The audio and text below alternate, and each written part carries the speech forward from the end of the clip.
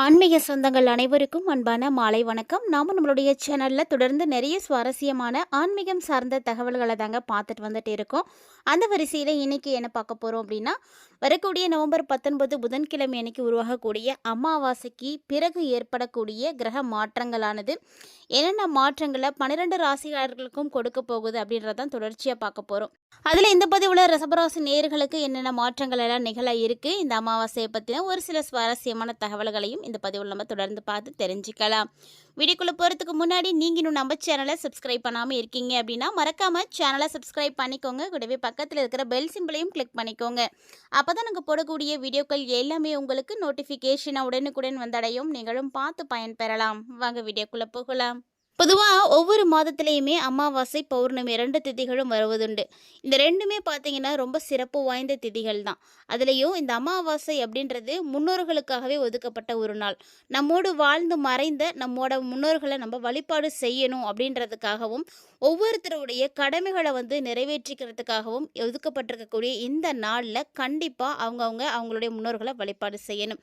இப்படி முன்னோர்களை வழிபாடு செய்யறதுனால என்ன நடக்கும் அப்படின்னு பார்த்தீங்கன்னா, ஒருவேளை திருப்தி இல்லாமல், அவங்களுடைய ஆசைகள் நிறைவேறாமல், ஏதாவது ஒரு வகையில் அவங்க நம்ம விட்டு பிரிந்திருக்காங்க அப்படின்னா, அவங்களுடைய ஆத்மா சாந்தி அடையணும்.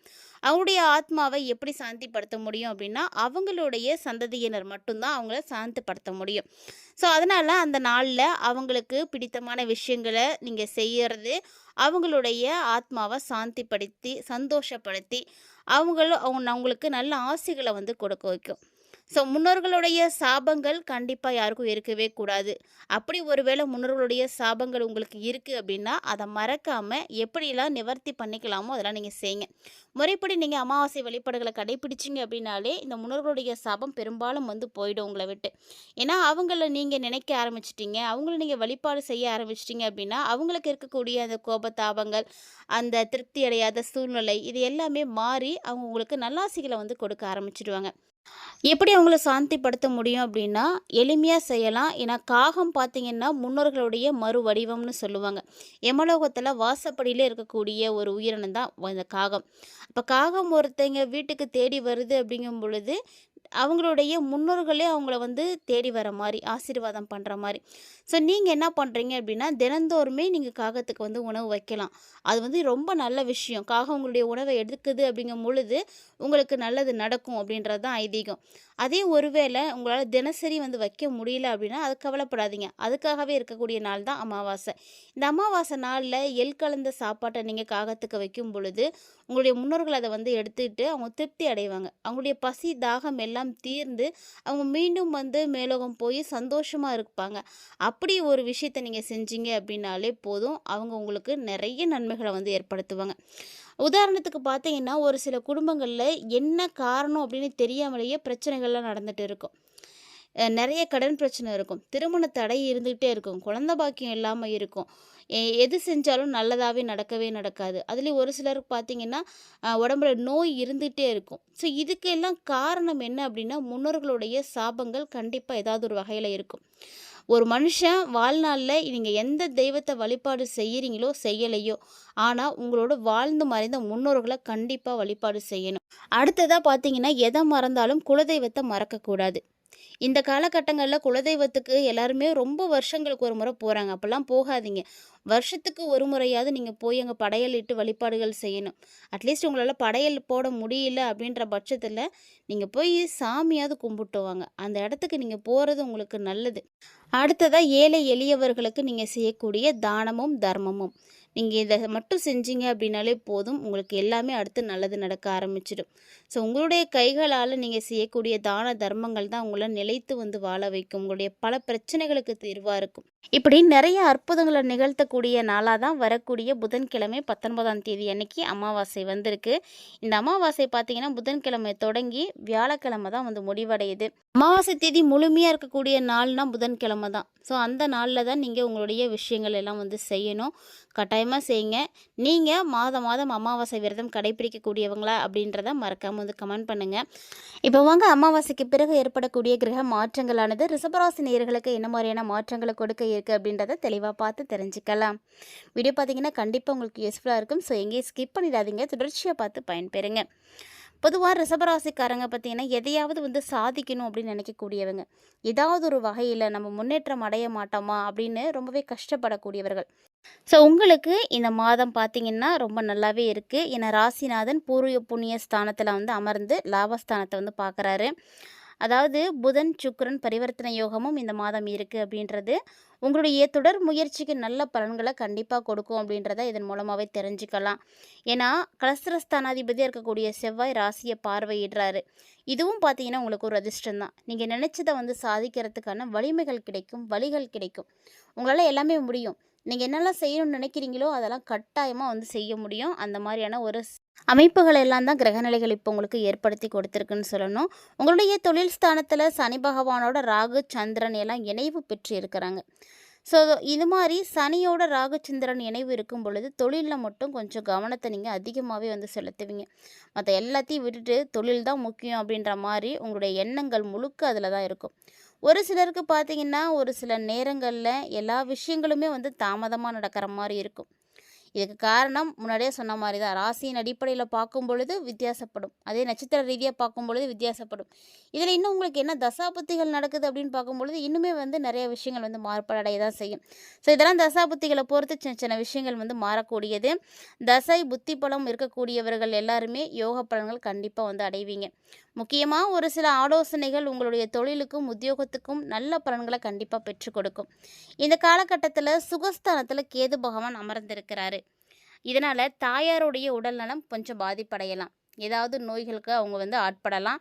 இல்லைன்னா மருந்து மாத்திரைகள் எடுக்கிற மாரி அடிக்கடி வந்து ஹாஸ்பிட்டல் போற மாரியான விஷயங்கள்லாம் நடக்கும். அதனால அவங்கள நீங்க கொஞ்சம் பார்த்துக்கோங்க. உஷ்ணம் சார்ந்த உபாதைகள் வந்து உங்களுக்கு வந்து ஏற்படலாம். உஷ்ணம் சார்ந்த விஷயங்கள் உங்களுக்கும் சரி, உங்களுடைய தாயாருக்கும் சரி பாதிப்படையிற மாரி இருக்கும். அது மட்டும் இல்லாம இந்த காலகட்டங்கள்ல சாதாரண விஷயத்துக்கு கூட ஒரு சில நேரம் நீங்க கடுமையா வந்து கஷ்டப்படுற மாரி இருக்கும். அந்த விஷயம் பார்க்கறதுக்கு மத்தவங்களுடைய பார்வைக்கு அது எளிமையா தான் இருக்கும். ஆனா, அந்த விஷயத்துக்காக நீங்க ரொம்பவே கஷ்டப்படுற மாரிலாம் இருக்கும். ஸோ, புதிய திட்டங்கள் எல்லாமே வந்து நீங்க இப்போதைக்கு செயல்படுத்தாதீங்க. சொல்லப்போனா டிசம்பர் வரைக்குமே அதெல்லாம் தள்ளி போடுங்க. டிசம்பருக்கு அப்புறமா பார்த்துக்கலாம். ஏன்னா, புதுசு புதுசான விஷயங்கள இந்த டைம்ல நீங்க செய்யறது அந்த அளவுக்கு நல்லது கிடையாது. அரசியல்ல இருக்கக்கூடியவர்களா நீங்க இருக்கீங்களா? உங்களுடைய அரசியல் செல்வாக்க தக்க வச்சுக்கிறதுக்கு நீங்க என்னென்ன முயற்சிகள செய்யணுமோ, அதெல்லாம் நீங்க செய்யலாம். ஏன்னா, அரசியல் உங்களுக்கு ரொம்ப நல்லா இருக்கும். எதுக்குமே வந்து பயப்படாதீங்க. எடுத்த காரியத்த துணிச்சலோடு நீங்க செஞ்சீங்க அப்படின்னா, கண்டிப்பா அது உங்களுக்கு வளமைய வந்து ஏற்படுத்தி கொடுக்கும். எப்பவுமே எந்த ஒரு விஷயம் செய்றோம் அப்படின்னாலுமே, முதல்ல வந்து தைரியமா இருக்கணும். நெறைய கருத்து வேறுபாடுகளோட உறவினர்கள் கூட உங்களோட இருந்திருக்கலாம். கூட இருக்கக்கூடியவங்களே கூட உங்க கூட அப்படிதான் இருப்பாங்க. அந்த கருத்து வேறுபாடுகளை எல்லாம் நீக்கி, நீங்க ரொம்பவே வந்து சுறுசுறுப்பா வந்து இருக்கிறதுக்கான ஒரு டைமிங், நல்ல காரியங்கள் எல்லாமே வந்து நடக்கப் போகுது. ஸோ இதுவரைக்கும் அந்த கருத்து வேறுபாடுகளால நடக்காம போன நல்ல காரியங்கள், இப்ப எல்லாமே வந்து நீங்க இணைவு பெற்றதுக்கு அப்புறமா நல்லபடியா நடக்கும். நீங்க என்னதான் நினைத்தாலுமே கூட சுறுசுறுப்போட இருக்கணும் அப்படின்னு நினைப்பீங்க. ஆனா, அது உங்களுக்கான உடல்நிலை ஒத்துழைக்கவே ஒழைக்காது. நெறைய பிரச்சனைகள் வந்து இருக்கும். உடல் ஆரோக்கியத்துல கண்டிப்பா நீங்க கவனம் எடுத்துக்கணும். கொஞ்சம் கூட நீங்க அதில கவனம் செலுத்துறதுக்கு தவறிட்டீங்க அப்படின்னா, ரொம்ப கஷ்டமா இருக்கும். ஸோ, அதனால எப்போதும் இருக்கிறத விட இன்னும் நல்ல கவனம் செலுத்தி பார்த்துக்கோங்க. கலைத்துறையில இருக்கக்கூடிய ரிஷபராசி நேயர்களுக்கும் இந்த நவம்பர்ல பார்த்தீங்கன்னா, ரொம்ப மாற்றங்கள்லாம் இருக்கு.